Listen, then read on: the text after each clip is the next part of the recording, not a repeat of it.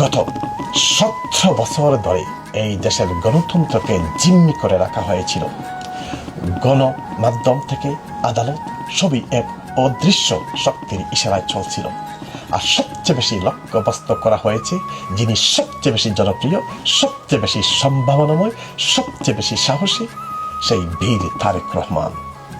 তার বিরুদ্ধে শত ষড়যন্ত্র, শত মামলা, শত চক্রান্ত, শত কোটি টাকা ব্যয় করে তাকে কলঙ্কিত করার অপচেষ্টা, কিন্তু এখন পর্যন্ত একটি মাত্র দোষ প্রমাণ করতে পারেনি কেউ। কোনো আদালত, কোনো তদন্তকারী সংস্থা, কোনো আন্তর্জাতিক ট্রাইব্যুনাল আজ পর্যন্ত জনাব তারেক রহমানকে দোষী প্রমাণ করতে পারেনি। তবুও অপবাদ চলছে, গুজব চলছে, কারণ শত্রুরা জানাই এই তারেক রহমানই হচ্ছে ভবিষ্যতের বাংলাদেশ। তিনি আসবেন এই মাটির ঘাম নিয়ে, এই জনতার ভালোবাসা নিয়ে।